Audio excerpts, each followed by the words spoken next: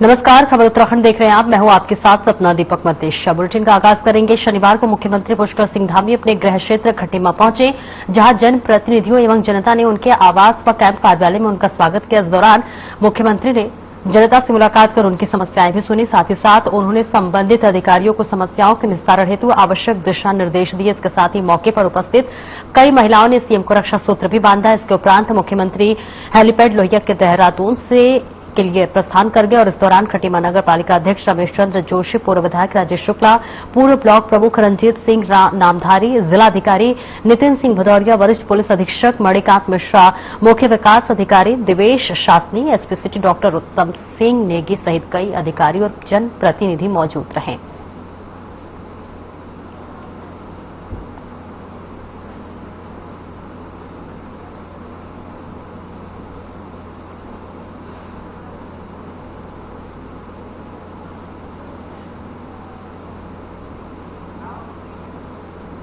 और आगे बढ़ेंगे, लेकिन उससे पहले बड़ी खबर आपको दे दे देहरादून से, जहां सीएस ने की बचाव कार्यों की समीक्षा। बड़ी खबर आपको बता रहे, जो धराली में चल रहे राहत बचाव कार्यों की समीक्षा की गई है। उत्तरकाशी के धराली में राहत बचाव कार्य जारी है। राज्य आपदा परिचालन केंद्र की समीक्षा की है, तो ये बड़ी खबर आपको बता रहे हैं, जहां आपदाग्रस्त क्षेत्रों में लगातार रेस्क्यू ऑपरेशन चल रहा है। देहरादून से बड़ी खबर, सीएस ने की बचाव कार्यों की समीक्षा।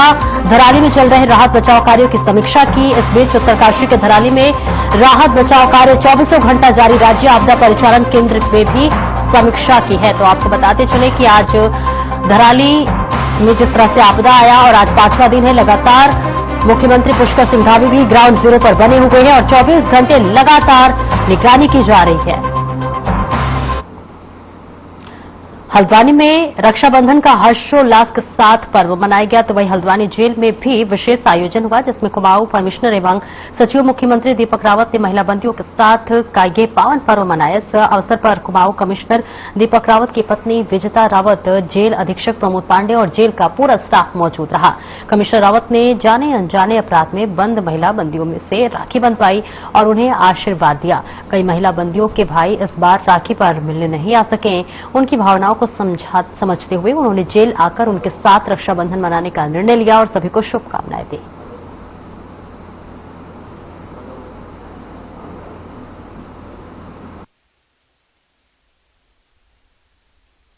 रक्षाबंधन का आज त्योहार है, तो कल मैंने एक बार यहाँ पे जो सुप्रिंटेंडेंट साहब है उनसे पूछा था कि यहाँ पे ऐसी भी कुछ महिलाएं हैं जिनके या तो भाई नहीं हैं या फिर भाई नहीं आ पाएंगे। तो मुझे बताया गया था कि 23 यहाँ पे लेडीज ऐसी हैं।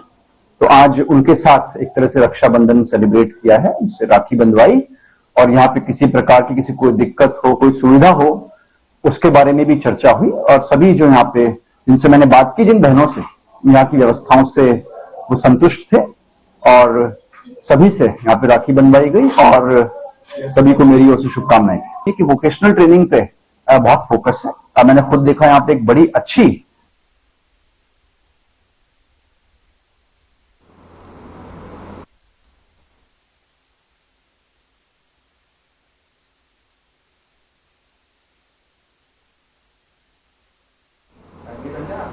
आगे बढ़ेंगे। उत्तराखंड के उत्तरकाशी जिले में धराली में आई आपदा से सब लोग दुखी हैं। राज्य में मुख्य विपक्षी दल कांग्रेस के प्रदेश अध्यक्ष करण महरा भी 5 अगस्त की रात में धराली के लिए निकले हैं, लेकिन टूटी सड़कों के कारण वाहन नहीं चला पा रहे। ऐसे में करण महरा अब पैदल ही धराली जा रहे हैं, जिस पर उनका एक खतरनाक वीडियो सामने आया है। इस वीडियो में करण महरा रस्सी के सहारे नीचे उतरते दिख रहे हैं और इस दौरान करण महरा कर रहे हैं कि मैं धराली जाना चाहता हूं, वहां मेरे अपने तड़प रहे हैं पर मलबे में दब गए हैं और इसके साथ ही सारे घर मलबे में दब गए हैं, पर सरकार की संवेदना अब तक दब चुकी है। लेकिन हम पूरी ताकत, अभी हम लमचा गाड़ को पार करके आए हैं। आप देखिए बैली ब्रिज बनने की तैयारी हो रही, लेकिन बहुत टाइम लगेगा। हम उस पहाड़ को रस्सियों के सहारे नीचे जाकर वहां से नदी पार करके हम लोग यहाँ पहुंचे हैं। हालांकि कोशिश हो रही थी कि हम ना पहुंच पाए। 2 दिन से हमको यहाँ पुलिस ने और प्रशासन ने रोक के रखा था, लेकिन हम पूरी ताकत से निकले हैं। मेरे साथ मनीष राणा जी है, कमल भाई हैं और हमारे साथी सहयोगी हैं। के लिए अपनी जान।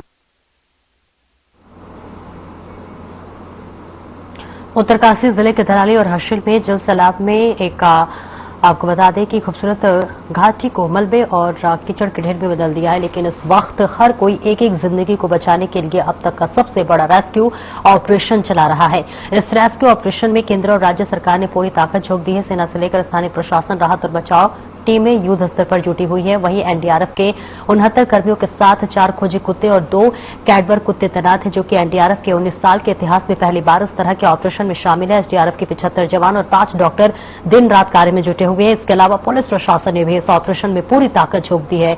वहीं मुख्यमंत्री पुष्कर सिंह धामी कई दिनों से उत्तरकाशी में हैं, जहां ऑपरेशन के संचालन करते हुए आपदा पीड़ितों से मुलाकात कर रहे हैं।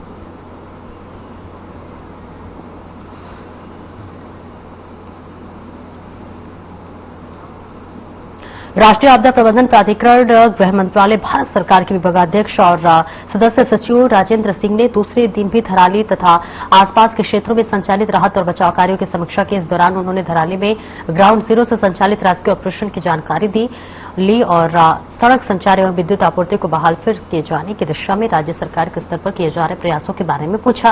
उन्होंने कहा कि राहत और बचाव कार्यों में एनडीएमए तथा भारत सरकार के स्तर से जो भी सहयोग की आवश्यकता राज्य को होगी, वे सर्वोच्च प्राथमिकता पर उपलब्ध कराई जाएगी।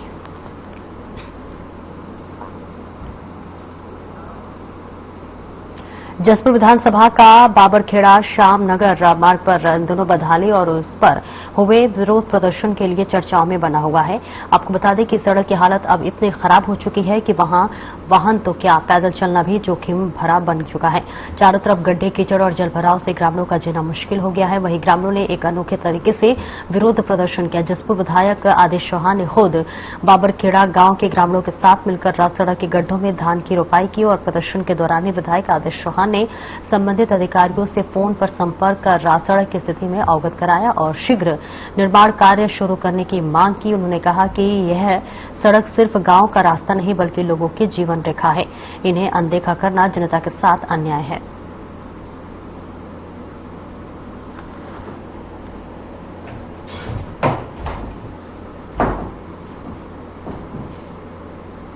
ये 21 में बनकर तैयार हुआ और पीएमजीएसवाई के द्वारा ये बना है, लेकिन तब भी जनता में आक्रोश था। इसे कह रहे थे कि ये मानक से नहीं बन रहा, ये टूट जाएगा। मात्र 6 महीने बाद ये मार्ग टूटा है और उसके बाद ये मेरे द्वारा विधानसभा में इसका प्रश्न लगा के उठाया गया था कि इन अधिकारियों के खिलाफ इनकी जांच होकर उन पर कार्रवाई हो, लेकिन 3 साल बीतने के बाद भी सरकार ने इसमें कोई संज्ञान नहीं लिया। आज गांव के लोगों ने अपने सामने जाम लगा रखा है, जिसमें वाहन पीछे तक खड़े।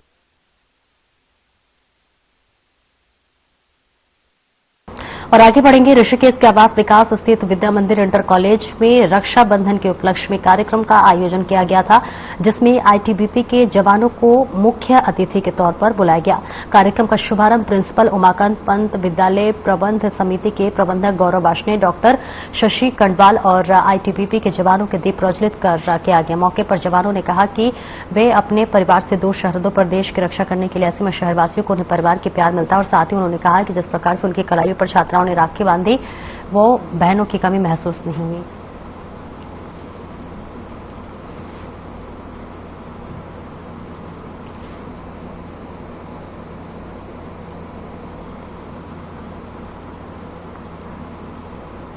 और एकल अभियान के तहत दिनेशपुर थाना परिसर में एकल विद्यालय परिवार के द्वारा दीर्घायु की कामना करते हुए पुलिस जवानों की बात कर ले तो आपको बताते चले कि हाथों में रक्षा सूत्र बांधे और धागे को बांधा। और इस दौरान एकल विद्यालय परिवार की अध्यापकाओं ने कहा कि पुलिस के जवान रक्षाबंधन के दिन अपने बहनों और परिवार संग नहीं मिल पाते तो पूरे वर्ष भर में आम लोगों की 24 घंटे सुरक्षा करने के साथ ही कड़ी मेहनत करते अपने कर्तव्य को निभाते, जिससे रक्षाबंधन नहीं कर पाते हैं।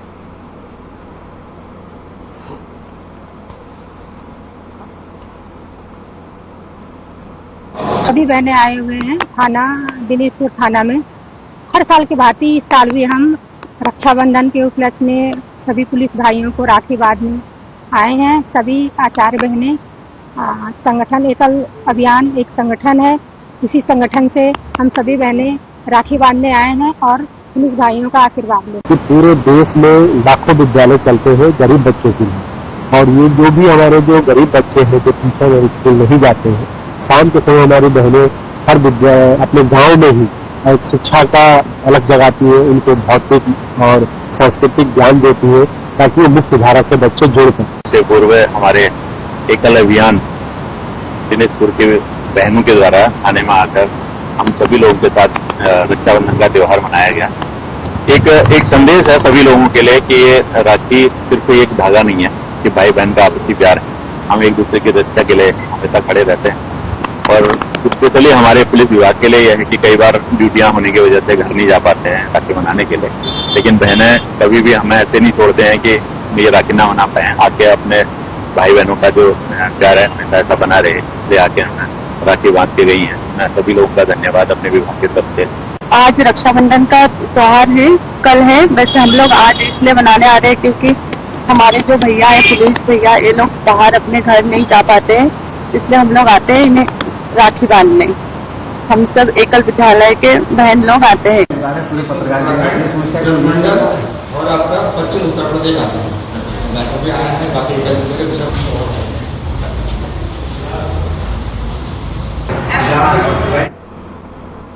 और भाई बहन के प्यार का पर्व रक्षाबंधन धूमधाम से मनाया जा रहा है। बहनें भाई के हाथ में राखी बांध रही हैं और ऐसे में आपको बताते चले कि राखी बांधकर उनकी लंबी उम्र की कामना कर रही हैं, जिसके चलते विकासनगर में सरस्वती शिशु विद्या मंदिर इंटर कॉलेज में छोटे छोटे बच्चों ने रक्षाबंधन का त्योहार मनाया, जहां स्कूली बच्चों ने घर से मिठाई राखी और बनाने का सामान मिलाकर राखी बनाई और स्कूल में मिठाई भी बांटी। बताते चले कि लगभग 150 बच्चों ने इस बार रक्षाबंधन के इस कार्यक्रम में हिस्सा लिया।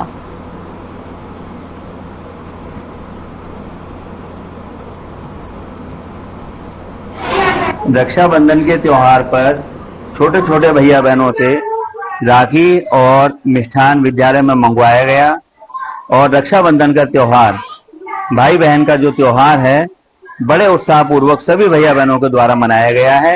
इसमें बहनों द्वारा सभी भैयाओं को राखी बांधी गई और भैयाओं के द्वारा जो मिष्ठान लाया गया था वो सभी भैया बहनों में वितरण किया गया और सभी भैया बहन आज राखी के त्योहार पर प्रसन्न है। सर, एक प्रोग्राम भी रखा आपने राखी मेकिंग का प्रोग्राम रखा था हमने, जिसमें भैया बहन अपने घर से राखी बनाने के लिए सामग्री लेकर आए थे और उन्होंने यहीं पर अपनी राखी तैयार की और वही राखी बहनों के द्वारा भैयाओं को बांधी गई। लगभग कितने बच्चों ने भाग लिया?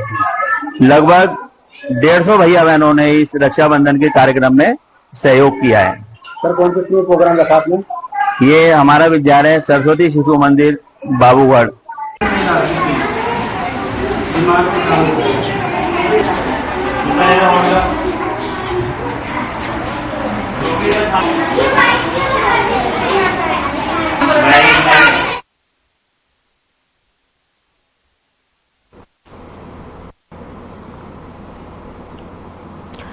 और उत्तराखंड कांग्रेस के प्रदेश अध्यक्ष करण माहरा पिछले 3 दिनों से उत्तरकाशी में डटे हुए हैं। करण माहरा ने सोशल मीडिया के माध्यम से सरकार को आड़े हाथों लिया। इस दौरान उन्होंने सरकार पर कई गंभीर आरोप लगाए हैं, जिसका कैबिनेट मंत्री सौरभ बहुगुणा ने जवाब दिया है और कहा है कि ये वक्त राजनीति का नहीं, राजनीति के लिए कई मौके मिलेंगे। इस वक्त पक्ष विपक्ष को एक साथ मिलकर आपदा पीड़ितों के बारे में सोचने की जरूरत है। तो प्रदेश कांग्रेस अध्यक्ष ने सरकार को घेरा है।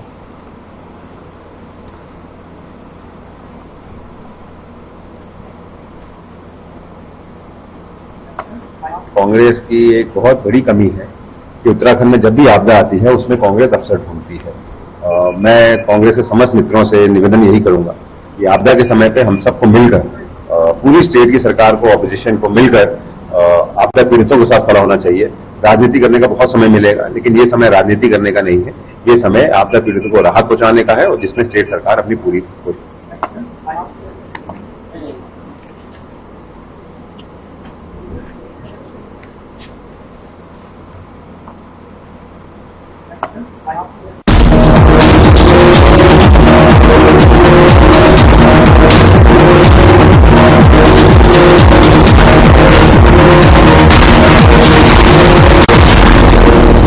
क्या आप दुबले पतले कमजोर हैं, आपकी सेहत नहीं बनती, भूख कम लगती है, वजन नहीं बढ़ता?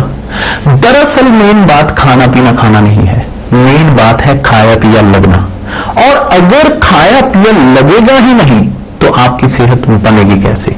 इसलिए हमारी संस्था सन्यासी आयुर्वेदा ने एक ऐसी दवा का निर्माण किया है जो कि आपके लिवर, आपके पाचन तंत्र को दुरुस्त करने का काम करती है, ताकि आप जो भी खाएं उसका पूरे का पूरा निचोड़ आपके शरीर को लगे, आपकी भूख बढ़े, खाया पिया सही से लगे, नया खून बने, हड्डियों में जान आए, वजन बढ़े और आप मोटे तगड़े खूबसूरत पर्सनैलिटी के मालिक बन जाए।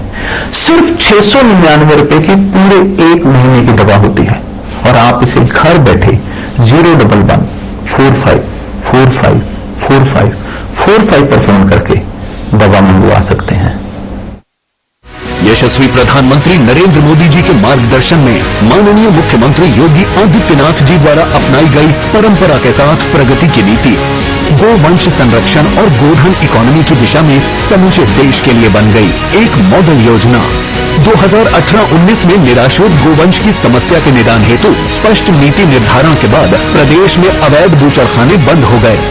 2017 से पहले सिर्फ 100 गो आश्रय स्थल थे। 2025 में जिनकी संख्या 7,700 से भी अधिक हो चुकी है। मुख्यमंत्री सहभागिता योजना के अंतर्गत गोवंश के भरण पोषण के लिए डीबीटी के माध्यम से वितरित की जा रही है सहायता राशि। 2017 के बाद गोधन उत्पादों के अर्थतंत्र को पहली बार समझा गया तो आर्थिक उन्नति का नया मॉडल भी स्थापित हो गया। महिला स्वयं सहायता समूहों की सक्रिय भूमिका ने ग्रामीण क्षेत्रों में सृजित किए रोजगार के नए अवसर। काम दमदार, डबल इंजन सरकार।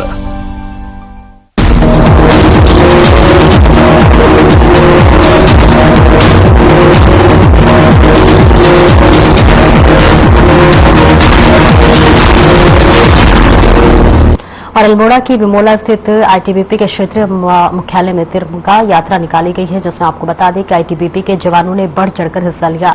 इसके साथ ही यह यात्रा डीआईजी रवि कुमार के नेतृत्व में कोसी बाजार से आईटीबीपी कैंप बिमोला तक निकाली गई। इस तिरंगा यात्रा में जवानों ने तिरंगे को लेकर सड़क पर मार्च किया और देशभक्ति के नारे लगाते हुए लोगों को देशभक्ति के लिए प्रेरित किया।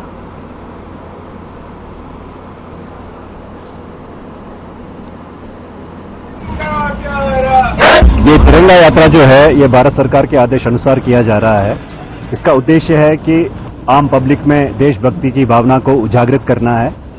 हम लोग अपने कैंप्स में करते ही रहते हैं, परंतु 1 से 15 के बीच में पूरे देश में ऐसी रैलियां निकलती रहेंगी ताकि देश में जो आम जनता है उनको देश के प्रति देश की भक्ति जो है उसमें बढ़ोतरी लानी है और उन सभी शहीदों को याद करना है जिनकी शहादत से हम आज स्वतंत्र है, और उन सभी वीर सैनिकों को भी याद करना है जिन्होंने देश की रक्षा के लिए अपने प्राण जो है निछावर कर दिए हैं।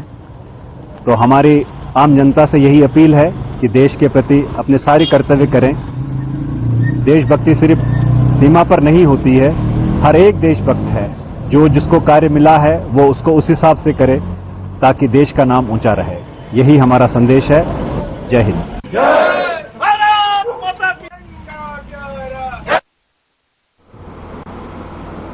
उत्तरकाशी में राहत और बचाव अभियान युद्ध स्तर पर जारी है। आज सुबह 9 बजे तक 88 लोगों को आईटीबीपी मातले शिफ्ट किया जा चुका है। इस बीच जहां से सभी को सकुशल उनके गंतव्य भेजने की प्रक्रिया गतिमान है।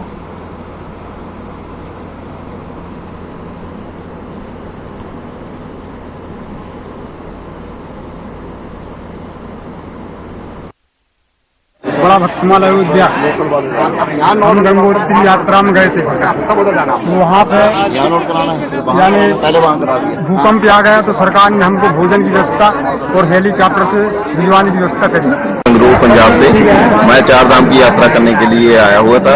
यमुनोत्री कर लिया। गंगोत्री में हम लोग फंस गए आके भूस्खलन के कारण। गवर्नमेंट ने बहुत सहायता करी और हेलीपैड पे हमें ले जाया गया। वहां से मैं 12 घंटे बाद तक वहां वेट करना पड़ा। उसके बाद हम लोगों को हेलीकॉप्टर से हमें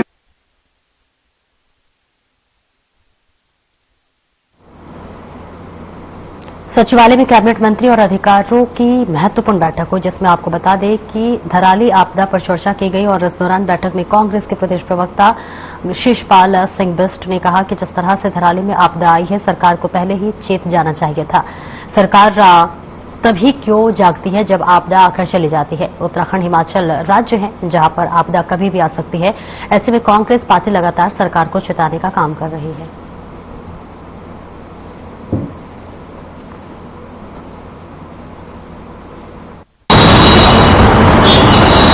आपदा प्रबंधन को लेकर के और थराली की घटना के बाद सचिवालय में कैबिनेट की बैठक जरूर हुई, उसमें मुख्यमंत्री ने अधिकारियों से चर्चा भी जरूर की होगी। लेकिन जब घटना घट गई है, जब चिड़िया खेत चुग कर के चल गई है, उसके बाद पछताने से क्या होगा?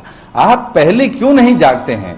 ये आपदाग्रस्त प्रदेश है, ये किसी से छुपा हुआ नहीं है। और कांग्रेस पार्टी लगातार सरकार को चेताने का काम करती है, भूगर्भीय वैज्ञानिक सरकार को चेताने का काम करते हैं, पर्यावरणविद जो है प्रदेश की संवेदनशीलता के बारे में लगातार आपको आगाह कर रहे हैं। फिर आपकी तत्परता नजर क्यों नहीं आती है? जो वैज्ञानिकों की चेतावनियां हैं, जो इसरो की जो है सर्वे रिपोर्ट है, उसको आप दबा करके क्यों बैठे?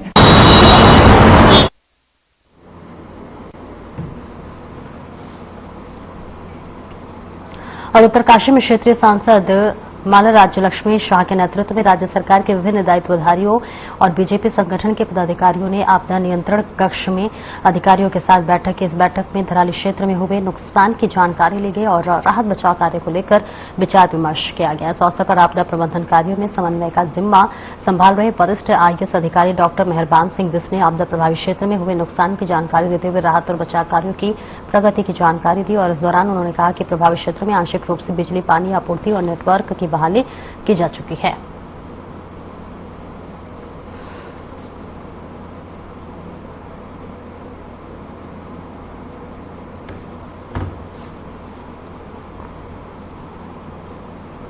धराली आपदा के बाद राहत और बचाव कार्य तेजी से जारी है, जिस पर प्रदेश के मुख्य सचिव आनंद बर्धम का कहना है कि कनेक्टिविटी पर सबसे ज्यादा फोकस किया गया है। साथ ही वहां वैली ब्रिज का भी काम शुरू कर दिया गया है। साथ ही बिसेट भी आपदाग्रस्त क्षेत्र में स्थापित किया जा रहा है।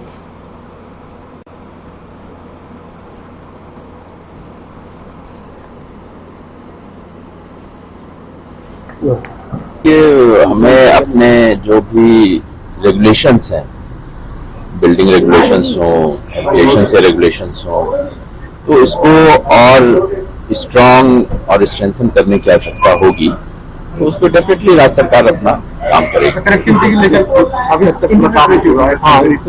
पर निशाना साधा है। कांग्रेस प्रदेश महामंत्री नवीन जोशी ने आरोप लगाया है कि कैबिनेट में आपदा से जुड़े अहम फैसले नहीं लिए गए। उनका कहना है कि प्रभावितों के लिए बड़े बजट का प्रावधान होना चाहिए था, लेकिन सरकार फोटो खिंचवाने में व्यस्त है। उन्होंने कहा है कि सरकार ने मृतकों और लापता लोगों से सही आंकड़े जारी नहीं किए गए और जानकारी छिपाई जा रही है।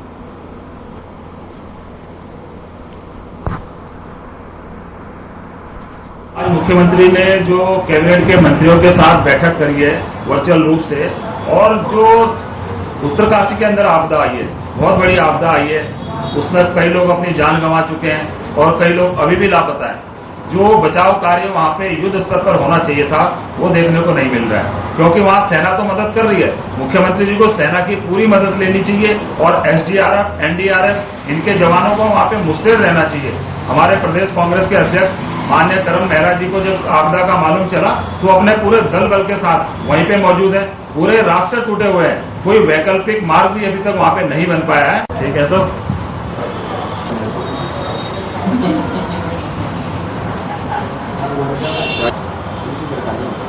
तुमने बोला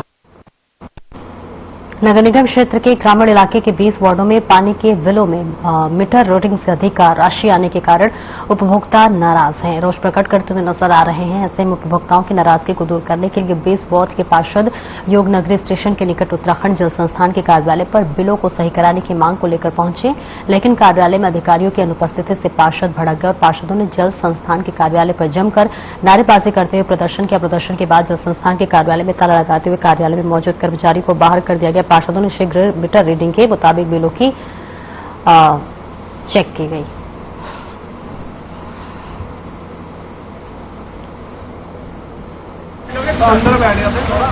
मामला ये है कि जब से हमारे क्षेत्र में नए कनेक्शन हुए हैं पेरी अर्बन योजना के अंतर्गत, उसके बाद पहले जो हमारा पानी का बिल आता था वो 4 महीने का बिल 980 रुपए या 984 रुपए आता था, और जब से ये नए कनेक्शन हुए हैं अब 2 महीने का बिल किसी का 10,000, किसी का 9,000, एक परिवार में 2 व्यक्ति हैं रहने वाले और उनका 9,000, 9,500, 10,000 ऐसे पानी के बिल आ रहे हैं। तो इसी समस्या को लेके आज हम जल संस्थान का घेराव करने आए थे। यहाँ पे अधिकारियों को से हमने फोन के माध्यम से बात करने का प्रयास करा, किसी भी अधिकारी ने फोन नहीं उठाया। करवा सबको। उत्तराखंड में गांव की सरकार बनाने के लिए त्रिस्तरीय पंचायती चुनाव का आखिरी चरण इस वक्त शुरू हो गया है। आपको बता दें कि प्रत्याशियों की जीत के बाद प्रदेश के 12 जिलों में ब्लॉक प्रमुख और जिला पंचायत अध्यक्ष चुनाव को लेकर सरगर्मी तेज हो गई है। इन दोनों पदों पर चुनाव 14 अप्रैल को होने हैं और जिसे लेकर बीजेपी ने 12 जिलों के ब्लॉक प्रमुख पदों पर अपने प्रत्याशियों की सूची जारी कर दी है। वहीं नैनीताल जिले के सबसे चर्चित हल्द्वानी ब्लॉक में मंजू गौड़ को बीजेपी ने अपना प्रत्याशी घोषित किया है। मंजू गौड़ के नाम पर मुहर लगते ही उनके समर्थकों में खुशी की लहर दौड़ गई है। उन्होंने संगठन के नेताओं और मुख्यमंत्री पुष्कर सिंह धामी और कालाढूंगी पर लालकुआं के विधायकों का धन्यवाद किया है। मंजू गौड़ का कहना है कि उनके पास क्षेत्र पंचायत सदस्यों का पर्याप्त समर्थन है और हल्द्वानी ब्लॉक प्रमुख के पद पर उनकी जीत तय है।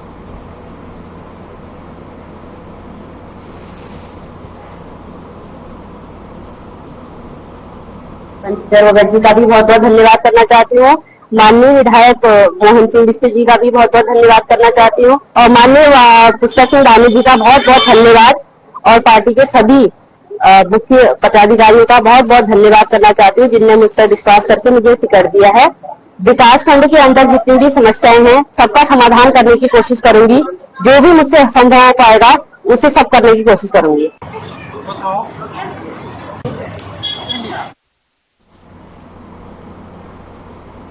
फिलहाल इस बुलेटिन में इतना ही। नमस्कार।